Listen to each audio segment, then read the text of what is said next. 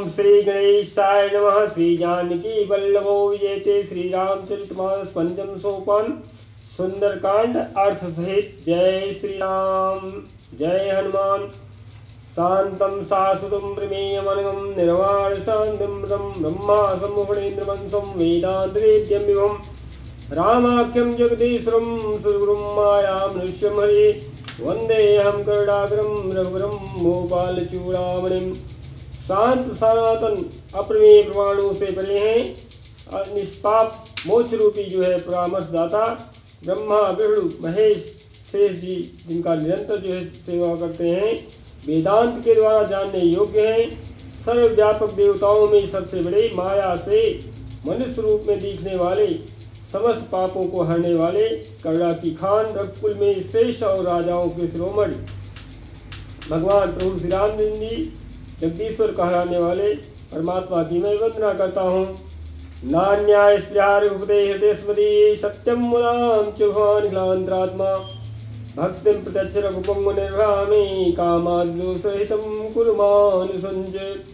हे रघुनाथ जी, मैं सत्य कहता हूँ और फिर आप सबके अंतरात्मा ही हैं, सब जानते ही हैं कि मेरे हृदय में दूसरी कोई इच्छा नहीं है।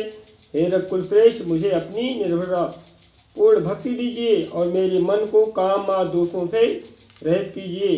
अतुलित बलधामं हेम शैलावदेयं धनजीवन कृशान्नं ज्ञानामग्रेणं सकल गुणधानं आंध्राणां देशं रघुपति प्रिय भक्तं वातजातं नमामि। अतुल बल के धाम, सोने के पर्वत, सुमेर के समान कांति युक्त वाले शरीर वाले दैत्य रूपी वन को जो है विध्वंस करने के लिए अग्नि रूपी ज्ञानियों के अग्रगण्य, संपूर्ण गुणों के निधान, बांदरों के स्वामी श्री रघुनाथ जी के प्रिय भक्त पवन पुत्र श्री हनुमान जी को मैं प्रणाम करता हूँ। ओम नमो भगवते वायुदेवाय नमः। जामवंत के बचन सुहाए सुनि हनुमंत हृदय अति भाए। जामवान के सुंदर वचन सुन करके हृदय में हनुमान जी को बहुत ही आनंद आया और वह बोले कि तब लगी मोहि पर छो तुम भाई और सही दुख कंद मूल फल खाई। हे भाई, तुम लोग दुख सह करके कंद मूल फल खाकर तब तक मेरी राह देखना, अर्थात मेरी प्रतीक्षा करना कि जब लगियाओ सीत ही देखी होई काजू मोहि हर्ष विशेषी। जब तक मैं सीता जी को देख करके लौट ना आऊँ काम अवश्य होगा, क्योंकि मुझे बहुत ही हर्ष हो रहा है। तब तक आप लोग मेरा इंतजार करिए। यह कही नाई सबनी कहूँ माथा और चलो हर्षियो धरि रखुना था। यह कह करके हनुमान जी सबको मस्तक नवा करके तथा हृदय में प्रभु श्री रामचंद्र जी रघुनाथ जी के चरण को धारण करके हनुमान जी हर्षित होकर के चले। सिंधु तीर एक भूधर सुंदर कौतुक कूद चढ़ौता ऊपर। समुद्र के तीर पर एक सुंदर पर्वत था। हनुमान जी खेल से ही अनायास में ही कूद करके उसके ऊपर जा चढ़े और बार बार से रघुनाथ जी का स्मरण करने लगे कि बार बार रघुवीर संहारी अतर क्यों पवन तने बल भारी। हनुमान जी प्रभु श्री रामचंद्र जी का स्मरण करके अत्यंत बलवान हनुमान जी उस पर से बड़े वेग से उछले, अर्थात उस पर्वत से बहुत तेजी के साथ उछाल मारे कि जय गिर चरण दे हनुमंता। हनुमान जी जिस भी पर्वत पर चरण रख दे रहे हैं वह तुरंत ही पाताल पहुंच जा रहा है कि चले सुगा पाताल तुरंता। जिन यमोघ रघुपति कर बाना और ये ही भांति चलो हनुमाना। हनुमान जी जो है प्रभु श्री रामचंद्र जी के अमोघ बाण की तरह चल पड़े हैं और भगवान का कार्य करने के लिए उत्साहित हैं। जल निधि रघुपति दूत विचारी तय मैनाक हो ही श्रमहारी। समुद्र ने उन्हें श्री रघुनाथ जी का दूत समझ करके मैनाक पर्वत से कहा, हे मैनाक, तू इनकी थकावट दूर करने वाला हो, अर्थात अपने ऊपर इन्हें विश्राम दीजिए। हनुमान जी मैनाक पर्वत का सम्मान करते हुए बोले कि हनुमान तहि परसा, अर्थात हनुमान जी ने उस पर्वत का सम्मान बढ़ाने के लिए हाथ से छू दिया और करी पुनि कीन्ह प्रणाम। फिर प्रणाम करते हुए बोले कि राम काज कीन्हे बिनु मोहि कहाँ विश्राम। अरे भाई, श्री रामचंद्र जी का काम किए बिना मुझे विश्राम कहाँ है। जब तक मैं भगवान श्री रामचंद्र जी का प्रभु अपने इष्ट प्रभु श्री राम जी के कार्य को नहीं कर लेता हूँ, तब तक हमें विश्राम कहाँ करना है, अर्थात आराम नहीं करना है। कि जात पवन सुत देवन देखा, जाने कहूँ बल बुद्धि विषेहा। देवताओं ने पवन पुत्र हनुमान जी को जाते हुए देखा। उनकी विशेष बल बुद्धि का परिचय लेने के लिए, परीक्षा लेने के लिए उन्होंने सुरसा नामक सर्पों की माता को भेज दिया। कि सुरसा नाम हिनके माता, पठइन्हि आई कही तही बाता। सुरसा नामक सर्पों की माता को भेजा। उसने आकर के हनुमान जी से यह बात कही कि आज सुरन मोहि दीन है हारा। आज ईश्वर ने मुझे बहुत ज़्यादा आहार दे दिया है, इतना बड़ा बंदर खाने को मिल जाएगा। कि सुनत बचन कह पवन कुमार। हनुमान जी बहुत बुद्धिमानी का परिचय देते हुए बोले कि राम काज करी फिर मैं आऊँ। हे माता, राम जी का कार्य करके लौटाऊँ, फिर आप मुझे ग्रहण कर लेना। कि सीता कई सुधि प्रभु ही सुनाऊँ। सीता जी का हाल समाचार जो है प्रभु श्री रामचंद्र को सुना दूँ और तब आप मुझे ग्रहण कर लेना। तो श्री राम जी का कार्य करके लौटाऊँ और सीता जी की खबर प्रभु को सुना दूँ। हे माता, तब आप निसंदेह मुझे ग्रहण कर लेना। कि तब तो बदन बैठी हूँ आई, और सत्य कहूँ मोहि जान दे माई। तब मैं आकर के तुम्हारे मुंह में घुस जाऊँगा माता, तुम मुझे खा लेना। हे माता, मैं सत्य कहता हूँ। लेकिन माता ने कहा, नागों की माता ने यही कहा कि कहुनो जतन दे नहीं आना हो।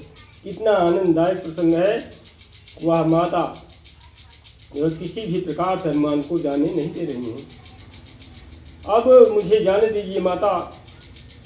लेकिन आगे क्या हुआ कि कौन जतन, अर्थात हर प्रकार का जो है उपाय लगा लिया हनुमान जी, लेकिन माता के सामने, क्योंकि नागों की माता थी, वो अत्यंत ही बुद्धिशाली थी और बलवान भी थी। देवताओं ने उन्हें भेजा कि जाकर अपन पुत्र का परीक्षा लीजिए।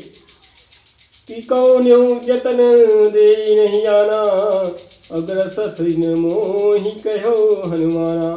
हे माता, अभी मुझे जाने दीजिए। जब किसी भी उपाय से उसने जाने नहीं दिया, तब हनुमान जी ने कहा कि तो फिर मुझे खान न ले माता। कि जो जन भरते ही बदन पसारा। हो माता ने जोजन भर का अपना बदन, जो शरीर है, उसका विस्तार कर लिया। कि कपि तनु कीन्हि दुगुन विस्तारा। हनुमान जी ने उसका दूना रूप धारण कर लिया। कि सर्पों की माता ने जो है हनुमान जी जितना रूप धारण किए, उसका दोगुना रूप और माता सुरसा ने धारण किया। अर्थात कि 16 जोजन मुख ते ठयहु। सुरसा माता ने 16 जोजन का मुंह फैला लिया। तुरंत ही पवन पुत्र हनुमान जी ने 32 यानी 16 दूना 32 कर लिया। कि तुरत पवन सुत 32 भयऊ। तो जस जस सुरसा बदन बढ़ावा, अता सुदून कपि रूप दिखावा। जैसे जैसे सुरसा मुख का विस्तार कर बढ़ाती थी, हनुमान जी उसका दूना रूप दिखलाते थे। सत जोजन तेहि आनन्य कीन्हा, वाह अति लघु रूप पवन सुतलीना। जैसे ही सुरसा माता ने 100 जोजन का मुख फैलाया, हनुमान जी तुरंत ही जो है सूक्ष्म रूप धारण कर लिए। तब हनुमान जी ने बहुत ही छोटा रूप धारण करके सुरसा माता के मुख में गए और बाहर निकल आए। कि बदन पैठी पुनि बाहर आवा, मांगा विदाता ही सिर नवा। कि मोहि सुरन जिन्हीं लागी पढ़ावा, और बुद्धि बल मरमु तोर में पावा। और वह उसके सामने मुख से घुस करके तुरंत बाहर आए और निकलने के बाद जो है सिर झुका करके विदा मांगने लगे। उसने कहा, अर्थात हनुमान जी ने कहा कि माता, अब आपकी भी बात रह गई, आपके मुख के अंदर से पेट से निकल करके बाहर आ गए हम तो अब मुझे जाने की इजाज़त दीजिए। तब सुरथा माता ने कहा, ये हनुमान, मैंने तुम्हारे बुद्धि बल का भेद पा लिया है, जिसके लिए देवताओं ने मुझे भेजा था। कि दीन दयाल बिरदु संभारी, अहरहु नाथ मम संकट भारी। ये संपुट है कि राम काज सब करी हूँ आमा, और तुम बल बुद्धि निधान सिया रामा। तुम श्री रामचंद्र जी का इसका सब कार्य करोगे, क्योंकि तुम बल बुद्धि के भंडार हो। आशीष दे गई सो हर्ष चलो हनुमान। या आशीर्वाद दे करके वह चली गई। तब हनुमान जी ने हर्षित होकर अर्थात प्रसन्न मुद्रा में होकर के भगवान का कार्य करने के लिए चल पड़े। आगे निशिचरी एक सिंधु महरही। आगे जो है सिंधु में, समुद्र में एक निशात्री आती थी। करी माया नभ के खग गही। वह अपनी माया से आकाश में उड़ते हुए पक्षियों को पकड़ लेती थी। जीव जंतु जे गगन उड़ाही, और जल बिलो की तिन्ह के परिछाही। आकाश में जो भी जीव जंतु उड़ा करते थे, वह जल में उनकी परछाई को देख करके ग्रास कर लेती थे, अर्थात निकल जाती थी। कि गही छाह सक सोन उड़ाई। उस परछाई को पकड़ लेती थी जिससे वह उड़ नहीं सकते थे। कि यही विधि सदा गगन चर खाई। इस प्रकार से वह जो है आकाश में उड़ते हुए शिकार को खाती थी और अपना पेट भरती थी, क्षुधा तृप्ति करती थी। वही छल जो है हनुमान जी के साथ भी किया। कि सोई छल हनुमान कह कीन्हा, अतासु कपटु कपितुर तहि जीना। इस प्रकार वह सदा आकाश में उड़ने वाले जीवों को खाया करती थी। वही छल जो है हनुमान जी के साथ भी किया। हनुमान जी ने जो है उसके कपट को जान लिया। और फिर आगे हनुमान जी ने बहुत तेजी के साथ जो है ताहि मारु मारुत सुतवीरा, बहुत तेजी के साथ उसका वध करते हुए आगे निकल पड़े। बार भी पार गयो मत धीरा। समुद्र के उस पार पहुंच गए। वहां जा करके जो है देखते हैं कि कहाँ जाई देखी बन शोभा। वाह वाह वाह गुंजत चंचरीक मधुलोवा। उन्होंने वन की शोभा देखी, मधु पुष्प रस के लोभ से भंवरे गुंजार कर रहे थे। बोले पवन पुत्र हनुमान की जय। तो नाना तरु फल फूल सुहाए, और खग मृग वृंद देखी मन भाए। शैल विशाल देखिए के आगे, तापर धाई चढ़ो भय त्यागे। अनेकों प्रकार के वृक्ष फल फूल से सुशोभित थे। पक्षी और पशुओं के समूह को देख करके वे अत्यंत ही मन में ही बहुत ही प्रसन्न हुए। कि शैल विशाल देखिए के आगे। तो शैल विशाल एक बहुत बड़ा पर्वत सामने देख करके हनुमान जी जो है उसके ऊपर चढ़ गए। तापर धाई चढ़ो भय त्यागे। एक विशाल पर्वत को हनुमान जी ने देखा और भय त्याग करके उस पर दौड़ करके चढ़ पड़े। उसी समय जो है शंकर जी देवी उमा पार्वती समझा रहे हैं कि हे देवी, उमान कछु कपि कै अधिकाई। शिव जी कहते हैं उमा, इसमें उस वानर हनुमान की कुछ भी बड़ाई नहीं है कि प्रभु प्रताप जो काल ही खाई। गिरि पर चढ़ी लंका तेहि देखी, और कहीं न जाई अति दुर्ग विषेखी। कि जो काल को भी खा जाता है, पर्वत पर चढ़कर उन्होंने लंका देखी। बहुत ही बड़ा किला है, कुछ कहा नहीं जा सकता है। अति उतंग जल निधि चहुपासा, वह अत्यंत ही ऊंचा है। उसके चारों ओर समुद्र हैं कि कनक कोटे कर परम प्रकाशा।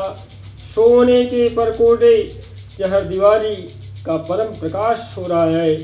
जय सिया राम, जय जय सिया राम। दीन दयाल विरुद्ध संभारी, अहरहु नाथ मम संकट वारी। हे प्रभु, सबके संकट को दूर करने वाले दीनदयाल, आप हमारे भी मन के संताप को दूर कर दीजिए। श्री राम जय राम जय राम। तो छंद है आगे कि कनक कोट विचित्र मणिकृत सुंदरायत नाघना। विचित्र मणियों से जड़ा हुआ सोने का परकोटा है। उसके अंदर बहुत से सुंदर सुंदर घर हैं। चहु हट हट सुभट रीति, चारु पुरु बहु विधि बना। गज बाजी खच्चर निकर पद चर रथ बरूथनी को गने। बहुरूप निशिचर जूथ अति बल, सेन बरनत नहीं बने। चौराहे, बाजार, सुंदर मार्ग और गलियां हैं। सुंदर नगर बहुत प्रकार से सजा हुआ है। हाथी और घोड़े भी हैं, खच्चरों के समूह तथा पैदल और रथों के समूहों को कौन गिन सकता है। अनेक रूपों के राक्षसों के दल हैं। उनकी अत्यंत ही बलवती सेना वर्णन करते नहीं बनती है। वन बाग उपवन बाटिका सर, कूप बापी सोहही। और नरनाग सुर गंधर्व कन्या, रूप मुनि मन मोहि। कहु माल देह विशाल शैल समान, अति बल गरजहि। नानाय खान नदिरहि, बहु विधि एक एक तरजहि। वन बाग उपवन और बगीचे, फुलवाड़ियाँ, तालाब, कुएं और बावलियाँ सुशोभित हैं।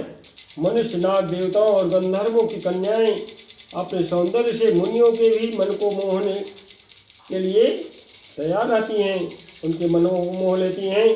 कहीं पर्वत के समान विशाल शरीर वाले बड़े ही बलवान, बड़े बड़े महाधुरंधर पहलवान गरज रहे हैं। वह अनेकों अखाड़ों में बहुत प्रकार से भिड़ते हैं और एक दूसरे को ललकारते हैं। पिकरी जतन भट कोटिन विकट तन, नगर चहु दिशि रक्षहि। कहु महिष मान सुधेनु कर, यज खल निशाचर भक्षहि। तो भयंकर शरीर वाले करोड़ों योद्धा यत्न करके बड़ी सावधानी से नगरों के चारों दिशाओं में सब ओर से रखवाली कर रहे हैं कि यही लागी तुलसीदास इनकी। कथा कछु एक है कही, रघुवीर सर तीरथ शरीर ही। त्यागी गति पे ही सही। कहीं दुष्ट राक्षसों, भैंसों, मनुष्यों, गायों, गधाओं और बकरों को खा रहे हैं। तुलसीदास ने इनकी कथा इसलिए कुछ थोड़ी सी कही है कि ये निश्चय ही श्री रामचंद्र के बाण रूपी तीर्थ में शरीर को त्याग करके परमगत को पाएंगे। तो त्रिपुर रखवारे देखे बहु, कपि मन कीन विचार। अति लघु रूप धरो निशी, नगर करो पैसार। पवन सुत हनुमान की जय। नगर के बहुसंख्यक रखवालों को देख करके हनुमान जी ने मन ही मन अपने विचार किया और अत्यंत ही छोटा रूप धारण करके रात के समय नगर में प्रवेश करने के लिए अपने मन में विचार विवश कर लिया कि मशक समान रूप कपिधरी। जब सुबह हो गया, हनुमान जी ने मशक समान अर्थात छोटा रूप धारण कर लिया कि लंक ही चले सुमिर नर हरि। नाम लंकिनी एक निश्चरी, सो कह चले सी मोहिनी इंदर। जय श्री राम। हनुमान जी ने मच्छर के समान अर्थात छोटा सा रूप धारण करके नर रूप से लीला करने वाले भगवान श्री रामचंद्र जी का स्मरण करके लंका में घुस गए। लंका के द्वार पर लंगड़ी नाम की एक राक्षसी रहती थी। वह बोली, मेरा निरादर करके बिना मुझसे पूछे, बिना मेरी आज्ञा के कहाँ चला जा रहा है। तो जाने ही नहीं अमर मूषठ मोरा, अमोर आहार जहाँ लगी चोरा। हे मूर्ख, तूने मेरा भेद नहीं जाना, जहाँ तक जितने चोर हैं वह सब मेरे आहार है। तो मुट्ठी का एक महाकपिहनी, रुधिर बमत धरणी धनवनी। प्रभु बजरंगबली हनुमान जी बाबा महाकवि उसे एक घूंसा मारे, जिससे जो है वह खून की उल्टी करती हुई पृथ्वी पर लुढ़क पड़ी कि पुण्य संभारी उठी सो लंका। वह जो लंका है लंकनी फिर संभल करके उठी और हाथ जोड़ करके प्रार्थना कर रही है कि जोरी पानी करी विनय सशंका। और दोनों हाथ जोड़ करके निडर होकर के डर के मारे। पहले तो बहुत ही डर गई, उसके बाद जब जान लिया कि ब्रह्मांड जी ने यही वरदान दिया था कि अगर किसी बंदर के मारने से बेहोश हो जाओ, मूर्छा खाकर गिर जाओ, गस्त आ जाए, तो जान लीजिए लंका का सर्वनाश होने वाला है। इस बात को अपने हृदय में धारण करते हुए लंकनी निडर होकर के बोली कि जोरी पानी करी विनय सशंका। और जब राम नहीं ब्रह्म बर दीना, राम सिया राम चलत बिरंची कहा मुहि जीना। जय श्री राम। इस तरह से जो है वह बोली। रावण को जब ब्रह्मा जी ने वरदान दिया था तब चलते समय उन्होंने मुझे राक्षसों के विनाश की यह पहचान बता दी थी कि जब तू किसी बंदर के मारने से व्याकुल हो जाए, अर्थात विकल हो सीते कपि के मारे, और तब जाने शिव निशिचर संहारे। आत मोर यति पुण्य बहुता, और देखो नयन राम कर दूता। जय श्री राम। जब तू बंदर के मारने से व्याकुल हो जाए तब तू राक्षसों का संहार हुआ जान लेना। हे तात, मेरे बड़े पुण्य हैं जो मैं श्री रामचंद्र जी के दूत को आप अर्थात आपको अपनी नेत्रों से देख पा रही हूँ। जय श्री राम, जय हनुमान, जय हो पवन पुत्र बाबा की जय। जय जय श्री राम।